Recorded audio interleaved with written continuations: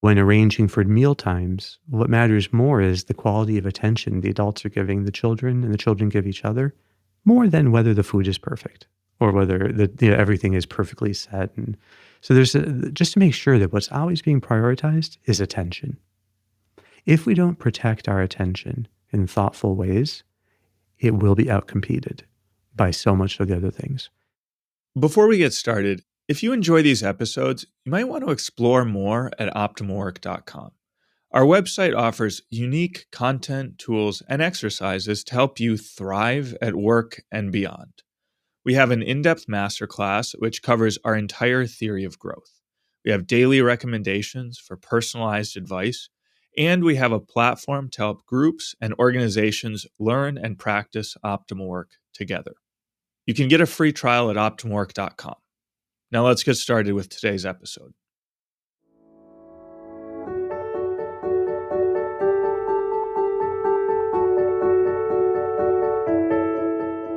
Hey, this is Sharif here with another episode of the Optimal Work podcast, joined by Dr. Kevin Majeres. Kevin, good to be back here with you in the new year. Hey, Sharif, thanks for having me back. It's great to be here. Yeah. We were thinking, with the new year, we might have a new expert, but no, we wanted Kevin back. So yeah, it's good. Good. Well, so at least for the time being, then we'll keep this up. Yeah, I think so. And I thought, we could start this year with kind of an important concept, which is optimal work in the home. And, it's interesting. Sometimes we talk about the most important golden hour, and the first hour of work of the day is really important. But I think you said the most important hour is the first hour after work, when you get home, and how do you treat your loved ones. And so I think it's great that we can dive into that topic. Yeah, that's great. Let's dig in. I think that home maybe is the place where we most want to be ourselves, and so we can be unfiltered and unshaped. And I think that doesn't bring out the best in anyone. But I think that we can have a more thoughtful approach, and that allows us to be thinking and considering, how could I prepare myself to actually give my best at home? And then how can the home I create bring out the best in everyone there? Yeah. So we're going to use as our kind of guide for this episode, Dia Boyle's recent book, The Thoughtful Home, which I got my copy a little while ago, and I was surprised to see on the back of it a blurb from none other than Dr. Kevin Majeres, That's which was right. kind of cool, And I think none of us told Dia that we're going to do this episode, so I hope it's a nice surprise. But Dia is a friend of my family going back for decades. And I was especially close with my sister Jill, and she was really a mentor to my sister Jill over the years. And so I'm grateful for everything she's done for my family. And when she came out with this book, I was very happy to read it and review it, and I loved it. It's a real call for everyone to be thinking about the kind of home life we're creating, and what does it really mean to make a home. Anyway, so we can dive into that. Yeah. So, what is a home, Kevin? Yeah, she continually is asking this question, like, what is a home? Because it's not just a place where we live and where we take care of the needs of the body, like where you're getting fed and you have shelter, and then there's someone to take you to all of your sporting events and school events in school. So this idea that's just like dealing with the necessities of life, Right. No, the home has to be. It's like a bed more and than breakfast that. plus an Uber. Exactly. It has to be more than just that. And basically, there's this idea that the home is where you're individually loved and cared for. That there are people present who are thinking about your needs and how they can help you to be your best. And the home is a place of real comprehensive care and concern, that they don't want to just see you flourishing nutritionally or academically, which is different than, say, a hospital or a kind of boarding school. But they want to see you also thriving emotionally, and spiritually, and in every other way you can say. So it's the institution dedicated to comprehensive human flourishing that is individualized, and you receive the attention not because you've earned it, but simply because of who you are. That is because of your place in this family. That's great. So I'd love to kind of dig into how this relates to optimal work, because one of the things that we always talk about so much about is challenge. And are you challenging yourself? And flourishing and growth come from challenge. And I think when it's just isolated, in the context of work, people could get the misconception of challenge means, being super disciplined and organized and ordered. And then they could think that, well, home life in this totally challenging environment would be more like a military barracks where, everything is difficult, everything is challenging. But I think the home really gives a picture of challenge and flourishing that's much more what we're going for with optimal work. Yeah, and I think the challenge in home life is, I think, to be thoughtful, which she never uses the phrase being mindful, as far as I remember. But that's, I think, that what she's talking about in a way is what is the quality of attention that we pay to those who are closest to us? And in optimal work, we think that the reason to have mastery over your attention and to be able to shape it through definite actions throughout the day is so that when you're with your loved ones, you can give your very best to them. So that's why we always want to be shaping our attitude and attention and actions so that we can really give our best to those that are closest to us. And it's very easy when we're with people to not really pay attention to them. Yeah, and that really is the role of the homemaker, of those in charge of the home, to give this thoughtful, loving attention to each of the home's members. And so I think that the idea is like that really being a homemaker is a profession. It has its skills, it has its knowledge, it has its form of being trained and making good judgments. But fundamentally, it comes down to the quality of attention that's paid to the members of the home. Before we continue, a brief message.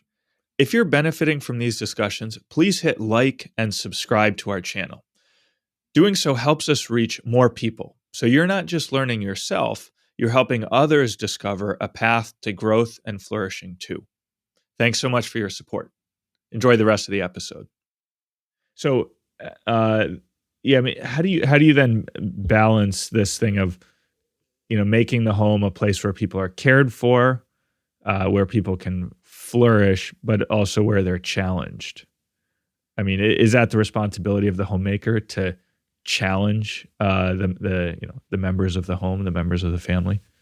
In a way, yes, because the challenge is to make the home, and everyone has a role to play in that challenge. Maybe the number one thing that she focuses on, I mean, she doesn't give a lot of prescriptions. It's more about helping people to be reflecting on the quality of the attention that they're building in their home life. But there are some real nuggets of best practices. One best practice that I like that gets to this idea of challenge is to make the private spaces less attractive and comfortable than the common areas. And the idea is you want to challenge people to gather together. But if you have the comfortable reading chair and the best light, in say a bedroom, then you're not going to get people together. So that would, for me, was that is a point I took to heart. To be really committed to in the common areas, things we share, the patio, the living room, and all these areas, the kitchen and dining room, to be making sure that those are very attractive and that's where people want to be, so that they're being challenged to not be withdrawn into their own things, but to get out of themselves and to really give their availability and attention to others. So that's one of the first things. The second one that's really big is the importance of the family meal. Yeah, and in that, she does strongly encourage trying to see how many nights a week you can have a protected time for the family meal. Um, I think that there has been a lot of research in this area, and so when it comes to things like depression and depressive disorders, clearly regular family meals are preventive. of those. When it comes to suicidality and self-harm, regular family meals. Same with eating disorders, anxiety disorders, substance use disorders, maybe even attention deficit. So there's all these things that show not only that there's a correlation, but also that there is a dose response curve. So the more frequently the family has meals together, the more protective it is against all of those different psychiatric illnesses. Um, so I think that's hugely important. But more than simply the quantity or the frequency of family meals, really what matters is the quality. And that's yes, yeah, yeah. I think that like any kind of like in everything, quantity goals take energy, but quality goals give energy. And we trade off then. If you had zero quantity goals, well, then there would be nothing to give energy to. And so you couldn't have really high quality attention if there's no family meals together. At least as far as attention at the meals goes. But if you are really focusing on high quality attention, well, then the more the better. To be think of quality and quantity working together. And she's very realistic that for where many families are, maybe the main thing is to have a very good Sunday brunch together and at least have that one meal. One really good meal is always well worth it. And that has its own impact. But the more the better. Yeah. And I also love the idea of having a quiet space in the house where, for study time or for homework or for work. So that's because, yeah, you're trying to do homework and your siblings are all running around making noise and it's impossible to focus. So I like the idea, that combines really like the care that, by providing that study space for kids, you're caring for them, but then also you're helping them to challenge themselves in their work to actually do good work. Yeah, that's right. And it takes some thinking, like, it could be that people experiment, for instance, with setting up the furniture in the living room with conversation in mind more than television viewing. It could be that it's better to have, for instance, she doesn't say this, this is in my thinking. It's better to have a study room and then have multiple children in one bedroom. So at least like perhaps segregated right by sex, but to have like a boys' room and a girls' room, and then to actually have a room dedicated just to study, rather than prioritizing that everyone have their own individual room. That's just another Yeah, example. yeah. Are there studies on that of like individual rooms versus shared rooms in kids growing up? That's a great question. I've never looked into it, but I think that and she actually thinks it's better that children share rooms, so that you don't have the sense that like your room is your private preserve against socializing with your family members. Yeah, because eventually if people like get married and have kids, well, you don't have your own private room. You're always sharing a room with someone. And so it's like maybe that's a skill that's better to learn when you're young, than when you're old. Right, right. Um, yeah, I think we kind of we cover this a lot in various episodes. Is technology, and obviously it's kind of particularly important in the home. We talk about it a lot in work. Obviously people are working on their computers and getting emails and tempted to check their phone all the time. But then in the context of the home life, I like that point that you mentioned earlier of, for instance, orienting the living room so that not all the chairs are just pointed at the TV, but that they're Yep. oriented to facilitate a conversation. So I don't know if we have anything else along those lines. She's very strong on the idea that screens are always to the detriment of family life. Well, okay, not maybe I'm saying that wrong. People viewing their phones or tablets during meals is to the detriment of family life, and people spending a lot of time in their own like private spaces, on screens. So she thinks that children shouldn't have screens in private spaces. That should be something that if it's done kind of in the common areas, and that it's the kind of the goods that are served by protecting attention, um, are powerful and real, but they can't compete with the internet. They can't compete with every conceivable television show and movie or YouTube video. There's too many things that outcompete what matters. And so screens have to be seen, I think, as potential competition to higher goods. And so if you want to, develop deeply as a person, well then having, you know, certain practices of quiet time, of meditating, of reading, well, screens can very much be the detriment of that. And how could a time of meditating ever compete with your favorite show? So, and if you're always reading social media and scrolling, how can that, how does reading a good book compete with that? So we always have to be aware that screens have a tendency to outcompete other things, and that only has to do with their effect on our dopamine system and nothing to do with the actual good that they're giving us. And so I think if you're thinking of the quality time of the family together, if one person in the family has their phone out and is paying attention to that instead of the others, you could just stop the quality time clock until the phones are put away. And so it's a good practice, I think, in families to make it the norm that phones are not out. Now, I don't know if family needs like super tight rules, but at least make it the norm. That the expectation we all have is that when we're together, we actually prefer being together to looking at screens. Um, and that means even like, when parents have small children, they do need to be careful about what message are they giving. If they're always looking at a screen when they're taking care of the child, there needs to be this quiet bonding time as well. Yeah. So, and reading too, right? I mean, reading together, helping children to Yeah, develop the habit of reading. So, exactly. And so making sure that, and she's also very big in that, good lighting, good, chairs to be reading it in common areas, um, prominent display of books throughout the house.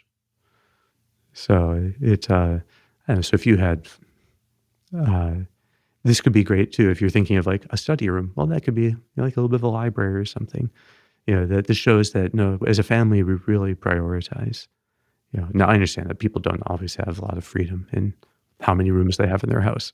I'm saying that it would be great though to be thinking of what commitments can we make even in the use of space that shows that we actually think reading is really important. We think that studying is really important. We think that playing games together as a family is really important.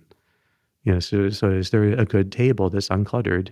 It could be in the dining room, but where this is just natural for people to come together and play games together. But to be kind of working against individualism and working against the overly packed schedule also, that kind of takes people into their own private things away from the common life of the family. mm. So, yeah, because it's about how do you prioritize these different things, and that's what the thoughtful home is all about. Being thoughtful about Yeah. what you actually want to prioritize and how you build the right culture within your home. Yeah. So, my sense is that's like the main thrust of the book is being thoughtful about the culture you're Yeah. developing within the home, right? Exactly. And so it's, um, she doesn't really get into the question of does a homemaker need to be full time at home, and but she says that homemaking is definitely a profession, so it requires at least adequate time on the part of the homemaker, assuming that in every family there's one person that is kind of taking on the responsibility of staying at home.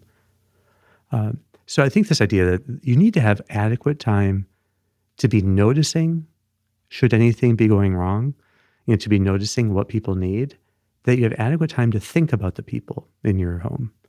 And so that means not being excessively busy, not being excessively distracted, and so so when arranging for meal times, what matters more is the quality of attention the adults are giving the children and the children give each other, more than whether the food is perfect or whether everything is perfectly set. And so just to make sure that what's always being prioritized is attention. If we don't protect our attention in thoughtful ways, it will be outcompeted by so much of the other things. But she also thinks that you could be, as a homemaker, also doing a job, and you could be having this time on the commute to be thinking through things. You could be making sure that when your children are studying in the evenings, then you have quiet time to read, that you're thinking and observing too. To think, and there needs to be someone who is really strategizing how the home life can bring out the best in every individual in that home. And that needs some amount of time, but no prescriptions are really given as to how much time does it actually take. And I like that about it. Yeah. So, well, Kevin, I think we've covered a lot of the contents of the book and the main thrust of Dia's ideas.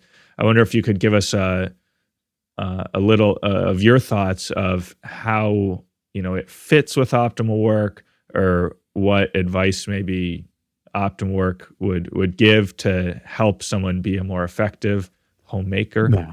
Yeah. Well, one thing that I think, is just to think of how does it tie into, we focus a lot on the ambition we have to serve, and thinking about how can we grow the most, and sometimes we talk about the idea of, thinking of the impact that we're going to make in the world at large. How are we serving the common good? And it's interesting to be thinking of in terms of the kind of how we set challenges for ourselves. What does success mean in our life? We have this wonderful exercise on optimalwork.com called True Success. And it's very much focused on home life because it's thinking about what are the bad habits we all have, but specifically to ourselves, what's the bad habits that I have that I need to be fighting against? And then what are the ideals that I really want to shape my life? And in optimal work, we say that that's actually where true success lies. It's the ideals that we bring into our most important relationships. And from there, we have the ideals to bring into our work. And then you can see, like, okay, if I can be, say, thoughtful and caring at home, well, even in the way I'm working, maybe I could approach it more thoughtfully.